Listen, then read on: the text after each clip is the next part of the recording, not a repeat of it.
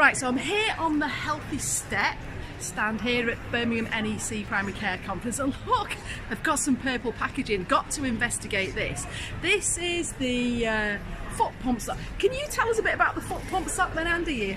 Hello. Yep, yeah, well, indeed. Shall I open up the purple package? Oh, marvellous, marvellous, marvellous. Sadly the insoles aren't purple, but they are blue, which is close to purple. Well, so we have them in blue and grey. We'll get you to fix that later. Yeah. So what these are is medical grade compression socks. Anklets in the first instance, but we have up knee length ones on their way. Yeah. One of the problems we have with compression socks is they're often very, very tight around the toes. Right. Now, foot pump in venous return has a very important effect on how we get blood back into the calf muscle pump. Okay. And there's a compressive passive phase when we hit the heel into the ground in the forefoot, but as we go into absolute mid stance towards terminal stance, then the muscles inside the foot have a very active role, and it's the muscles that supply your toes.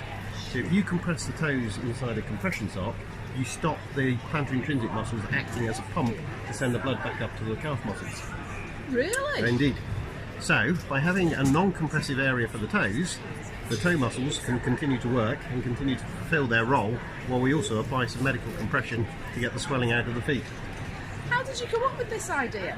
Because I'm a man of a certain age, doing a lot of work on a computer these days, I started to notice my ankles were swelling, and started to investigate the role of the foot in a venous return, where it acts basically like a secondary heart, acting against gravity. And you thought, right, I need to design something for this. That's right. It's the usual thing. If I find a problem, there has to be a solution out there, so you start working to try and solve the problem. So a little bit of research. Consequence of that, now there's a paper coming out shortly in Medical Hypothesis with the whole model of how the foot pump works during the gait cycle. Right, so we've got some evidence. Oh. Well, it's not evidence, it's actually the model of how it works. The evidence is all from much smarter people than me that have done the work over the years. Okay. What they haven't done is actually associated it with certain phases of the gait cycle and what actually happened in certain phases of the gait cycle.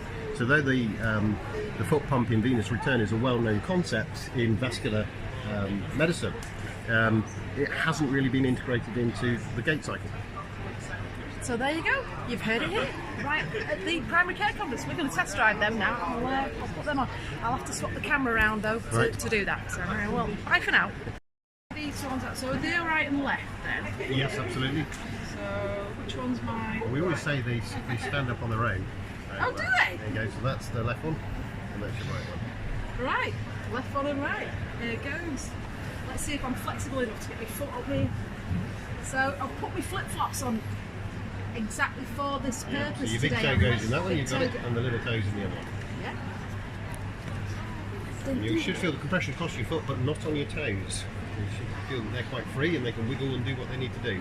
Correct. Let me just get my flip-flop on and demonstrate. They're really super sexy, these guys. Let's go around and look at that. Look at that. I shall demonstrate wiggling of toes. In fact, wiggling of toes. So you're going to do a long length version as well? Yeah, so I mean these are ideal for things like flight socks and for sitting around the office, etc. As well as sort of casual walking, etc. But if your edema is a little bit more extensive, and we need something that also integrates the calf muscle pump into the system as well. But with that, the usual problem with compression socks is that they grip tight at the top, so we have compression and suddenly an end of the compression. Right. Where that compression ends, it often grips into the superficial veins of the calf, which means you actually block the blood flow up the primarily you're the doing the reverse of what you're aiming to do. So you're getting it out from lower down and then you're blocking it higher up. So what we're doing with this sock is having a graded compression up and at the top a gentle grip across the top of the just below the knee, at the top of the calf there, so we don't get that indentation effect and blockage of the superficial veins. Fantastic! Thank you, cameraman. You're doing a great job.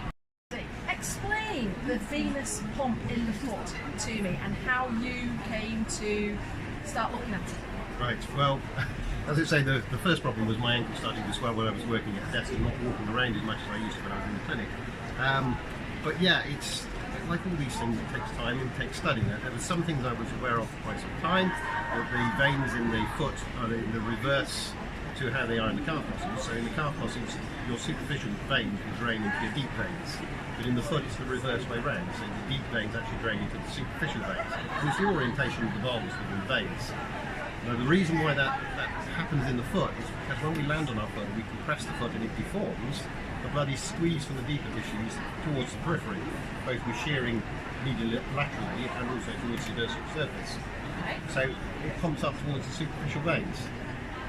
Right. Okay, So if it the worked ones the other that you way, see on the top of your foot, sort of thing. absolutely, I it's like- heading up to those. Yeah. And there's also the medial and lateral plantar veins as well. So it heads on towards down the sides of the veins, but towards the periphery. So it comes proximally and superficially, and it's heading back towards the ankle, and then it's picked up by the superficial veins of the calf. It's the venous veins, and then of course as it works up the leg, it drains back into the deep veins to be pumped up by the calf muscle pumps. Yeah. So the way that that pumping system works is you land on your heel.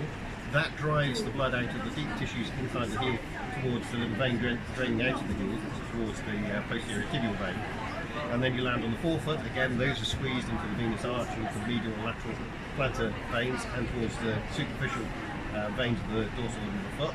Okay, and then as you go from absolute mid stance into terminal stance, the plantar intrinsics engage and pump the blood again, but with a muscular pump.